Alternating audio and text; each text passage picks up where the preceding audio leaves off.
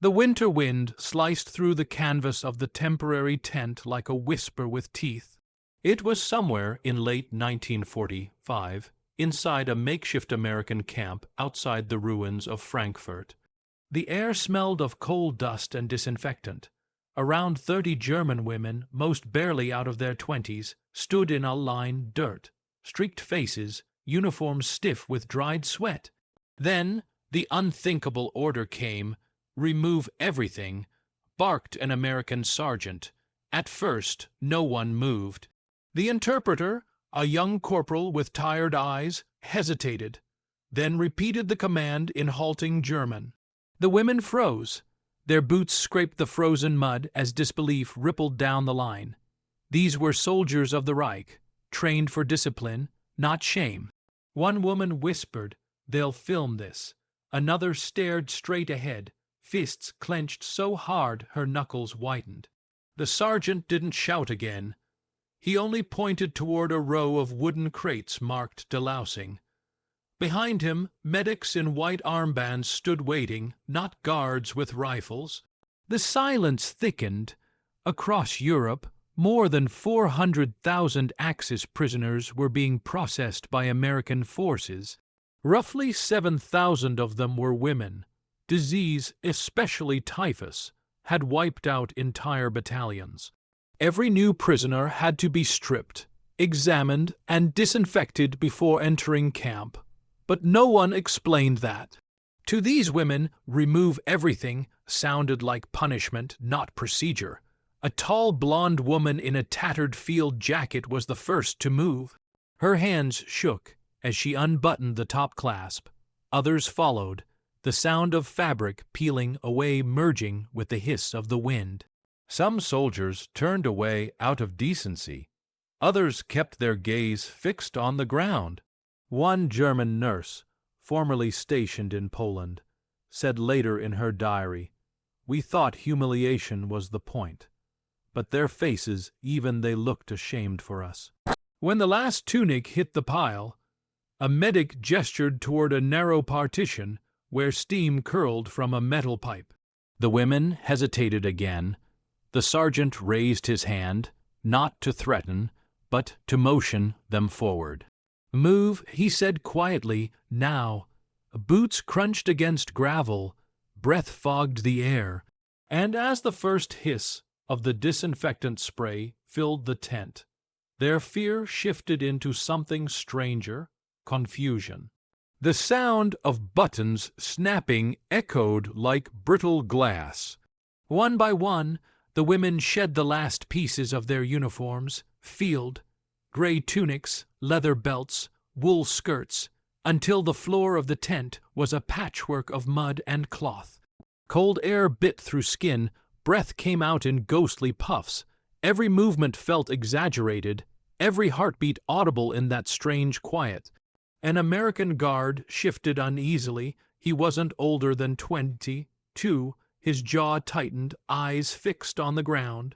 The medic beside him muttered something about standard quarantine. Still, to the women, this didn't feel standard. To them, it felt like a sentence. When the last boot thudded down, the sergeant gave a short nod. "Next step," he said. A door flap opened, releasing a hiss of something chemical, sharp and sour. Medics stepped forward holding tin sprayers, their gloves glistening with residue. By this time in 1945, the U.S. Army had refined its intake system to prevent typhus outbreaks that had killed tens of thousands across Europe. Every new prisoner, man or woman, was deloused, washed, and medically examined. But in the dim light of that German tent, all that context was missing. One POW whispered, "They want to destroy us completely." Another answered, "No, they're afraid we'll infect them." Both were right in their own ways. Disease had become the invisible enemy. A medic, face hidden behind a white mask, motioned for them to line up again. He didn't shout, he didn't smirk. He only tapped his clipboard and waited. For a brief second, one of the German women met his eyes, blue meeting brown. Neither blinked. Later, one diary entry from a nurse captured that moment. They looked away not out of cruelty, but shamed their own, not ours. The process moved in silence.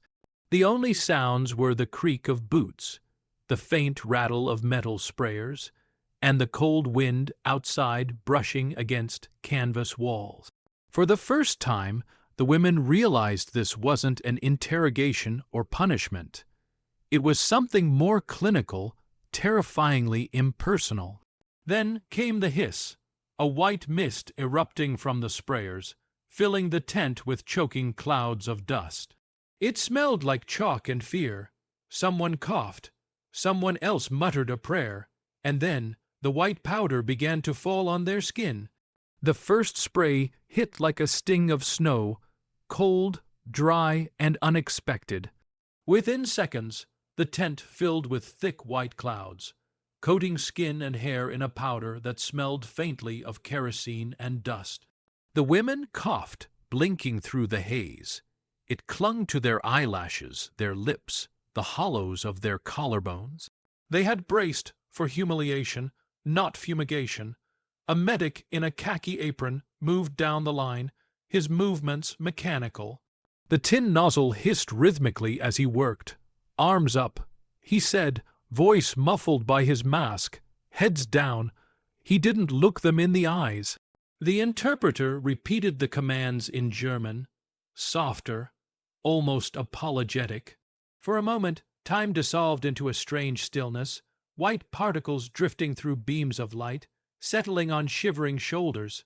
To an observer, it might have looked like snow falling inside a cage. But this wasn't snow.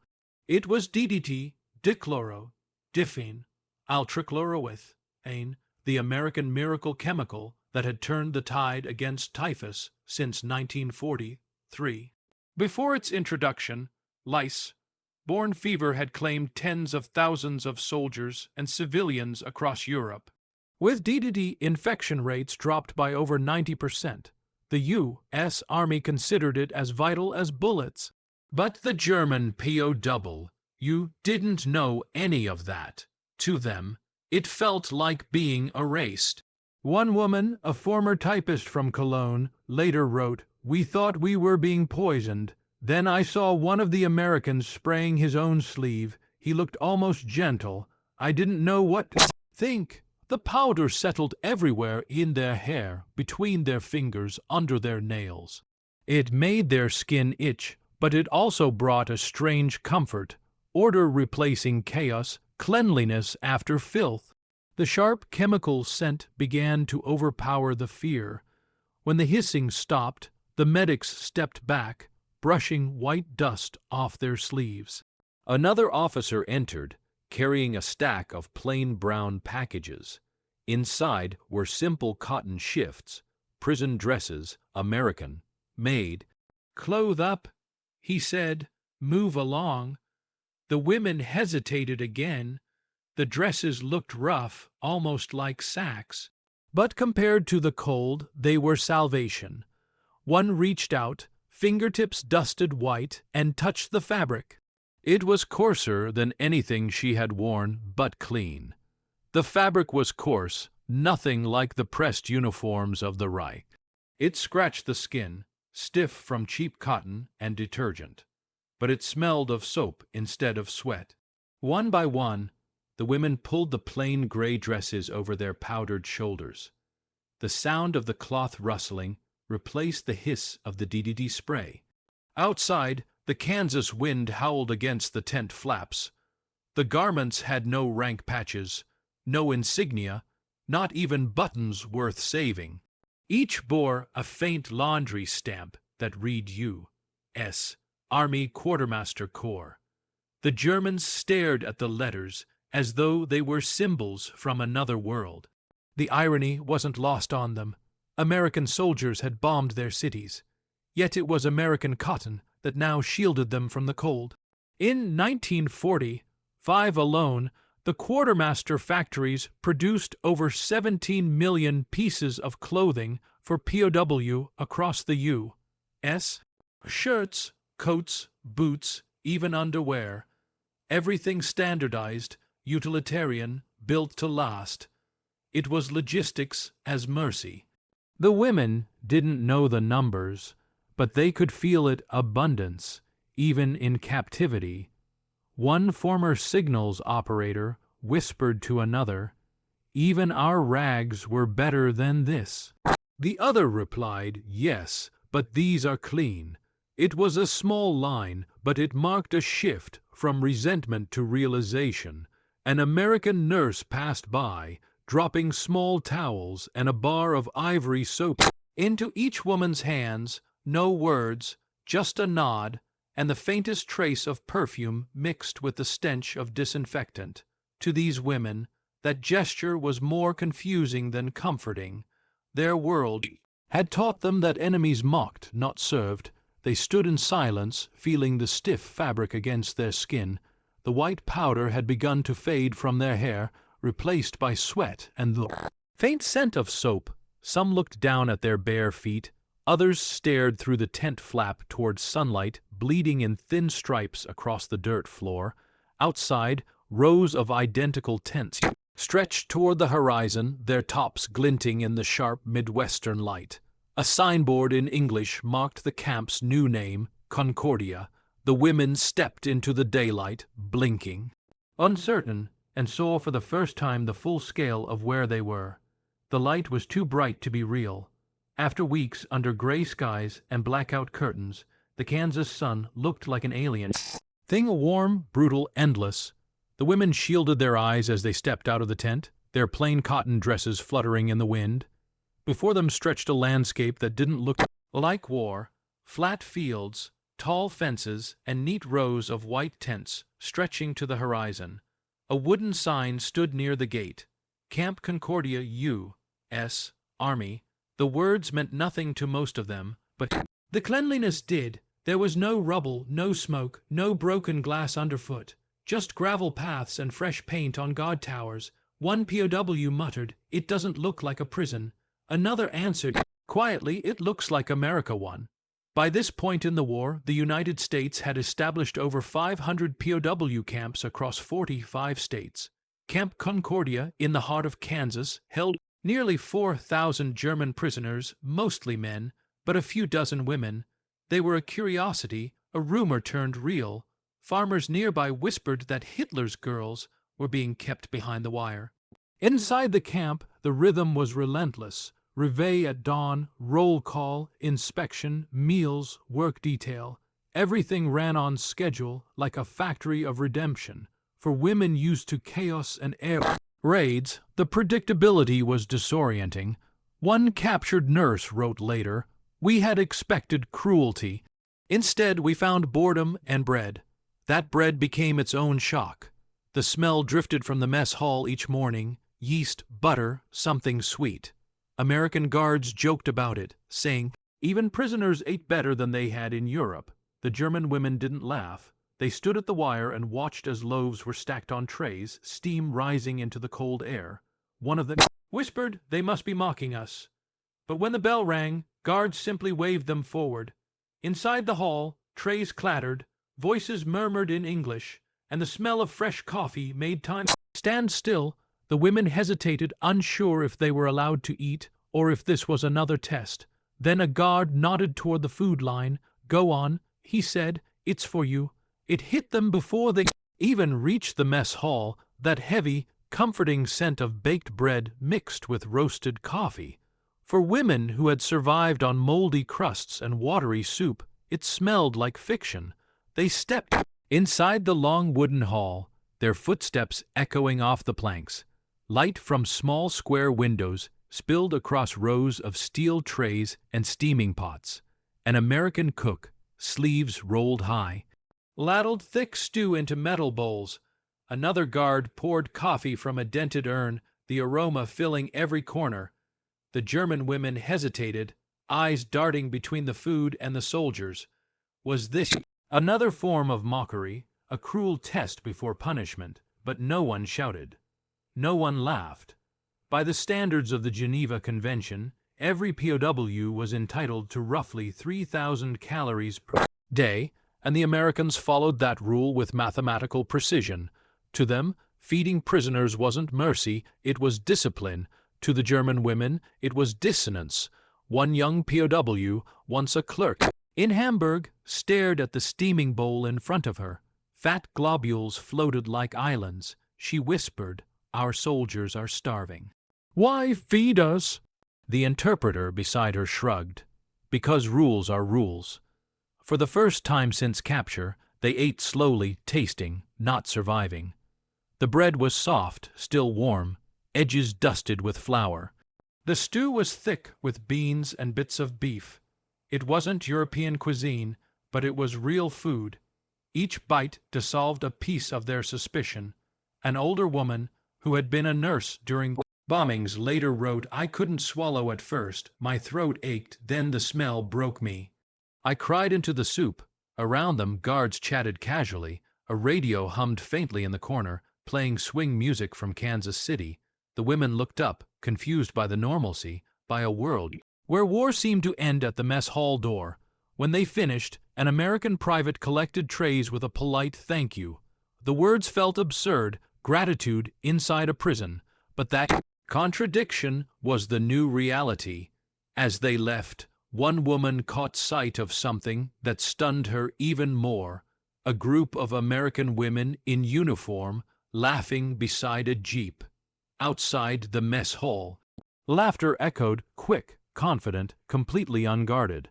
The German women turned instinctively, expecting to see soldiers. Instead, they saw something that didn't fit any image the Reich had ever painted. American women in uniform, 2 wax Women's Army Corps, leaned against a jeep, sleeves rolled, hair tucked neatly under caps. One scribbled in a notebook, the other passed out cigarettes. To a pair of male soldiers, they looked at ease, like they belonged there. No one stared, no one whispered. It was ordinary, and that ordinariness hit the German POW harder than any insult could have. Back home, propaganda had been clear. Women served by waiting, cooking, or mourning. Here, women issued orders. They drove trucks, fixed radios, and kept the camp running. Between 1942 and 1945, more than 150,000 American women served in the military in roles ranging from clerks to cryptographers. They built the logistical skeleton of Allied war machine, but for these captured German women, raised under a system where obedience was feminine virtue, it was like watching gravity reversed. One POW whispered, "Frauen in uniform." "Impossible," another replied softly, "Maybe that's why they won." A young WAC officer noticed them watching. Instead of turning away, she waved a small, casual gesture. The prisoners froze, unsure how to respond. No guard barked orders. No one stopped her. It was a human moment, fragile and brief. Later, one of the POW wrote, "They laughed like men, worked like men, but were still women. Our Reich would have called them shameful. I call them free." Freedom, that word echoed in her head long after the jeep's engine faded. The contrast was unbearable. Their uniforms gone, their country in ruins, and yet here stood women who looked stronger in defeat than they had ever looked in victory. As dusk settled over Camp Concordia, the loudspeaker crackled to life. The voice of an officer broke through the fading wind. "All prisoners report for medical inspection at 1900 hours. The women glanced at each other, reluctant to leave that strange vision behind the laughter, the jeep, the sunlight on khaki sleeves, but orders were orders, and soon the sound of boots on gravel led them toward the infirmary. The infirmary smelled like carbolic acid and warm metal. Bare bulbs swung overhead, casting restless shadows on the cots lined in perfect rows. The women filed in slowly, still wearing their coarse cotton dresses, clutching their folded identification slips. This wasn't punishment now, it was procedure. But procedure, in enemy hands, still felt like danger. An American nurse, hair pinned under a white cap, stood at the end of the line holding a clipboard. Her eyes were tired, but steady. "Next," she said. The interpreter translated. One woman stepped forward, barefoot, heartbeat loud in her ears. The nurse wrapped a cuff around her arm, pumped the bulb, and listened to the pulse. Cold metal pressed against warm skin. The prisoner flinched. "You're all right." The nurse murmured. Her English was gentle, slow enough to sound almost kind. By 1945, the U.S.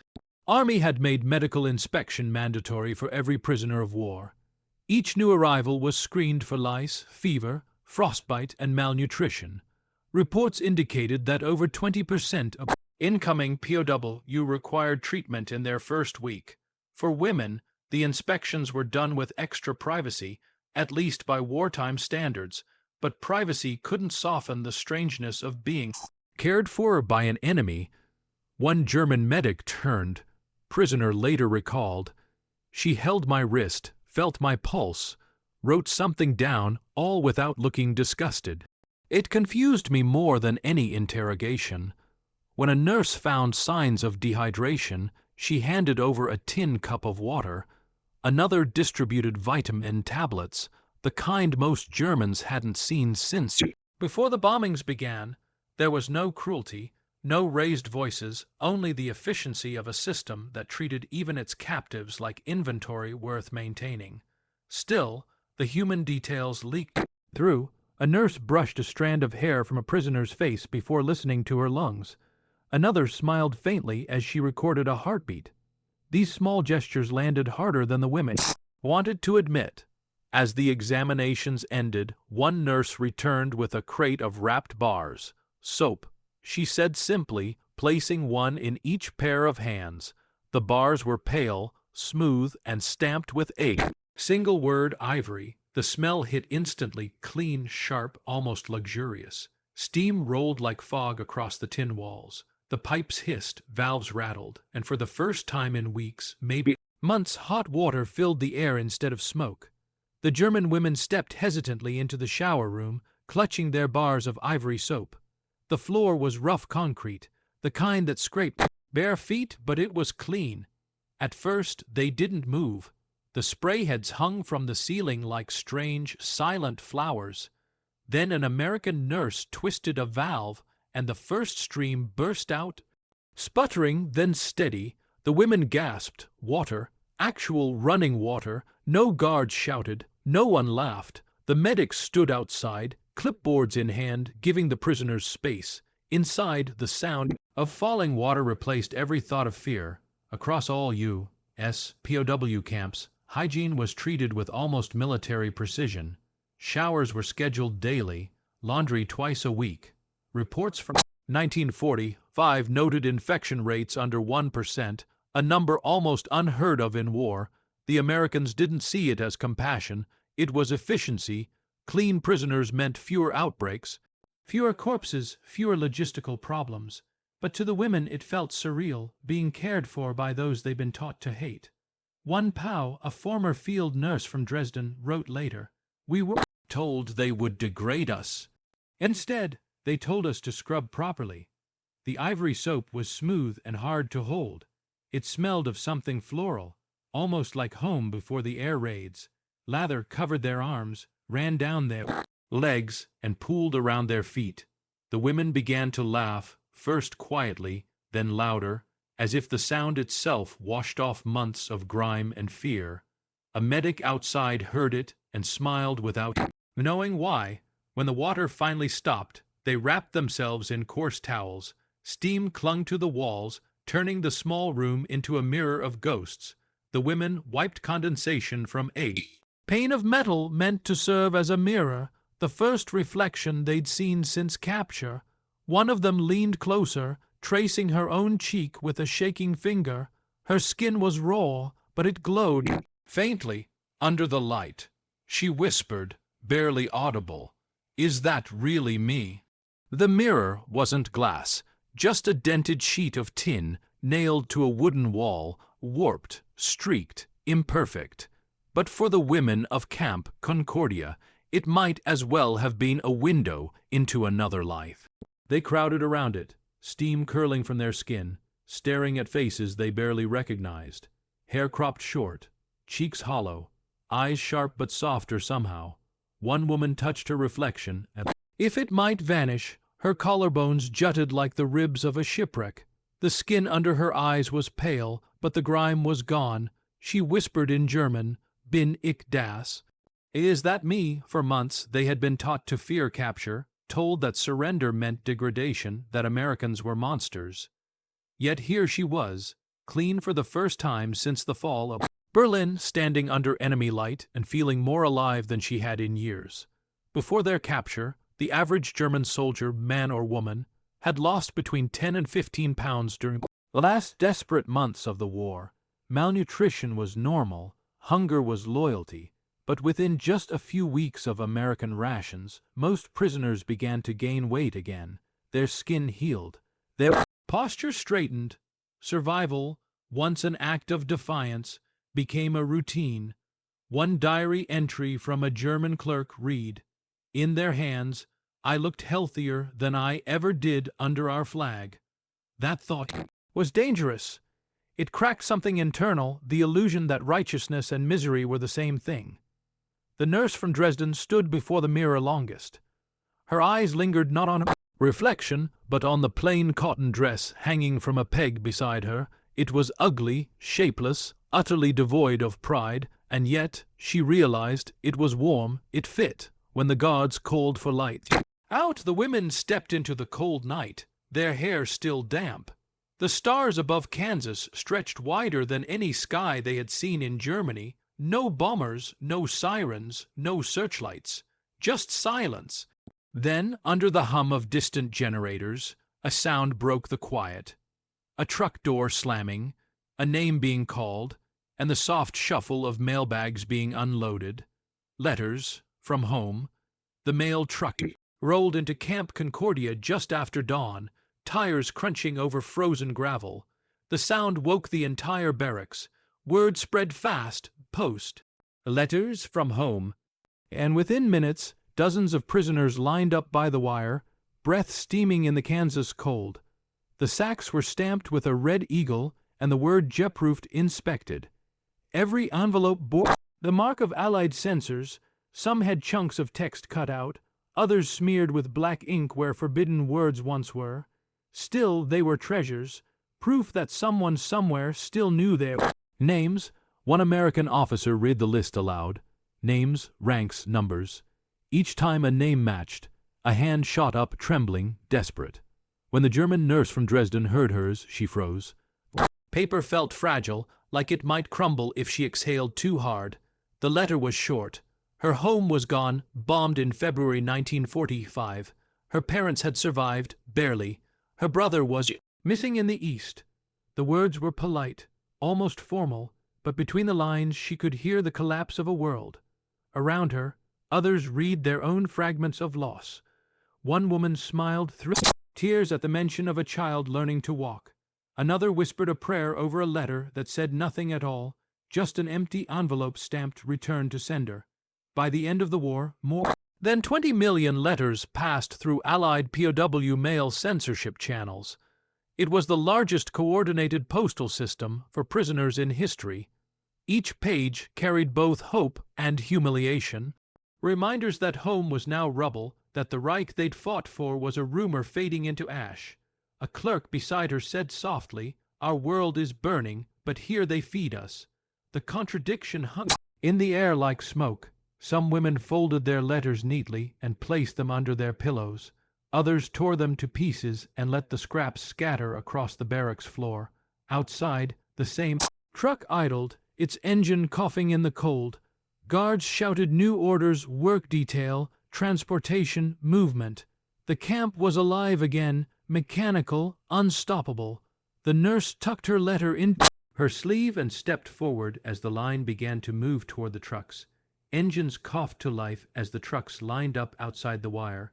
Frost clung to the canvas flaps while guards shouted roll calls in crisp, tired voices. The women climbed aboard, holding onto wooden slats for balance. The diesel fumes mixed with the sharp scent of hay carried in from the fields beyond. Their destination wasn't a factory or a mine, it was a farm. The road cut through the Kansas plains, past barns painted red, and fields still slick with morning dew. For many of the German prisoners, this was the first time they'd seen open land untouched by shellfire. It was unsettling, a country at peace while the rest of the world bled. When they arrived, an older farmer waited by a pickup, hat in hand. "They'll help with harvest," the guard explained. The farmer nodded and passed around tin water cups without hesitation. That gesture alone shattered something inside them. No hatred, no fear. Just a job to be done. By 1945, more than 425,000 German POW were working in American agriculture. They picked cotton in Texas, cut timber in Oregon, and harvested wheat across the Midwest. Their labor filled the gap left by American men still overseas. Camp Concordia's women were few, but they worked beside captured Luftwaffe mechanics and Wehrmacht soldiers, all now just farmhands under the Kansas sun. The rhythm of the day was hypnotic. Swing, cut, gather, the wheat whispered as scythes sliced through it. Sweat mixed with dust until skin turned the color of clay. When noon came, the farmer's wife brought sandwiches and coffee. She didn't speak German, but she smiled and pointed toward the shade. One of the women hesitated before taking the cup for me. She asked in halting English. The farmer's wife simply said, "Drink." Later, a prisoner wrote in her diary, "They needed us, not as enemies, but as hands." It felt almost normal. The sun dipped low, setting the fields ablaze in orange light. The guards didn't shout. The prisoners sang softly, old German lullabies that drifted across the plains, gentle and strange under the American sky. By the time the trucks rumbled back toward camp, the women were still humming. Night fell gently over Camp Concordia. The last of the trucks rattled through the gates, headlights cutting brief tunnels of light through the dark. Inside the wire, the women walked back to their barracks, tired, sunburned, and covered in Kansas dust. Then, as the camp quieted, a sound began to rise from one of the wooden huts. It started with a single voice, low, uncertain, singing an old German lullaby. Another joined, then another. Within minutes, the whole barracks was humming softly, the melody weaving through the barbed wire like smoke. The guards paused mid-patrol, hands resting on rifles, listening. To the Americans, it wasn't defiance. It was something else, a strange tenderness from people they'd been trained to fear. One guard, barely 19, leaned against a post and murmured the tune under his breath. Later, he admitted in a letter, "Home." They sang like they'd forgotten we were on opposite sides. Music was one of the few freedoms left in captivity. There were no weapons, no radios, but voices couldn't be confiscated. Across the U.S., reports from 1945 described German POW morale as unexpectedly high, higher than in any European camp. Discipline through dignity, routine through rhythm, the women sang to remember who they were before uniforms, before orders. The songs carried memories of rivers, Christmas markets, and brothers who'd never return. But gradually, new sounds crept in, fragments of English phrases picked up from guards, swing rhythms from the radio near the mess hall. One night, they even tried humming along to Boogie Woogie Bugle Boy. Laughter followed, soft and genuine. That same 19-year-old guard smiled through the fence. He tapped his boot to their rhythm. "Not bad." He said quietly, though they couldn't hear him. By midnight, the singing faded.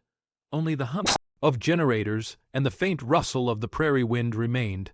The prisoners lay on thin mattresses, eyes open, hearts strangely lighter. For the first time, the wire didn't feel like a wall. It felt like a border between two kinds of exhaustion, theirs and the Americans. Just before sleep took them, headlights swept the camp again. A jeep stopped by the gate, and a soldier with a clipboard began reading names. Something was ending. The jeep's headlights threw long white beams across the gravel yard. A soldier climbed out, clipboard in hand, his breath turning to fog in cold morning air. He called for silence, repatriation orders. "Listen for your names." The words hit like thunder. For months, the women of Camp Concordia had lived on repetition, roll calls, rations, labor, sleep. Now, one sentence cracked that monotony wide open. "Go home." The prisoners gathered outside their barracks, clutching whatever they owned, a few letters, a comb, a bar of ivory soap. When the first name was read, a cheer erupted, then fell quiet again. No one wanted to seem too eager. Freedom felt suspicious, fragile, maybe even cruel. By mid-1946, the United States had begun one of the largest repatriation efforts in history. More than 370,000 German POW were shipped back across the Atlantic in waves, their destinations uncertain. Bremen, Hamburg, or sometimes just Germany, zoned unspecified. The women watched the trucks being loaded with duffel bags and crates marked personal effects. The same guards who'd once shouted orders now carried luggage for them. It didn't make sense. Enemies turned porters. A German nurse whispered to her friend, "They treat us better leaving than our officers did arriving." The American sergeant who had first overseen their intake, same man who once said remove everything, now handed out documents stamped repatriation authorized. His voice cracked a little as he called out names. "Take care," he said quietly to each woman. No translator needed. The POW climbed aboard the transport trucks, the camp shrinking behind them into rows of gray tents against the horizon. Dust swirled as engines rumbled to life. No one sang. This time, the silence was thicker than the Kansas wind. One woman turned back for a final look. Through the wire, she saw the American nurse who had once taken her pulse. Their eyes met, no salute. No wave, just a small nod between survivors. The convoy rolled toward the rail station, where a long line of boxcars waited under a pale sunrise. From there, the journey to the port and the sea would begin. The nurse from Dresden held her letter tightly, hearing the distant sound of waves she had not yet seen. The ocean was gray that morning, restless, endless, almost kind. The German women stood shoulder to shoulder on the deck of a U.S. transport ship, their cotton dresses snapping in the Atlantic wind. Behind them, the American coastline was shrinking to a faint smudge on the horizon. Ahead lay Europe home, if that word still meant anything. Salt spray clung to their faces as they clutched the few things they had been allowed to keep. A bar of soap, a folded towel, a handful of letters, and scraps of English words written on notebook paper. One woman whispered them like a prayer, "Thank you, sorry, okay." Below deck, soldiers handed out sandwiches and tin cups of coffee. The women ate quietly. No one spoke of victory or defeat anymore. They just stared at the waves and thought about what waited on the other side: bombed streets, empty houses, ghosts. By the summer of 1946, surveys conducted by Allied officials revealed a startling fact. Nearly 60% of returning German POW said their time in American camps had changed how they saw their captors and themselves. They had expected cruelty. Instead, they found structure, food, and the unnerving possibility of kindness. The nurse from Dresden leaned against the rail, holding the same ivory soap bar she'd been given on her first day in Camp Concordia. It was half used now, edges worn smooth. She thought of the order that had begun it all: remove everything. Back then, she had believed it was meant to strip her of dignity. But standing here, hair whipping in the sea wind, she realized what it had actually removed: fear. They told us to strip everything. She would write later, but gave us back something human. A gull followed the ship, circling once before vanishing into the mist. The engines hummed like a heartbeat beneath their feet. One by one, the women drifted below deck, leaving only the sound of waves slapping against steel. The nurse stayed until the horizon darkened, her reflection rippling in the water. She thought of Kansas, the sunlight, the bread, the songs behind wire, and whispered a truth she hadn't known she believed. Maybe, she said softly, defeat wasn't the worst thing.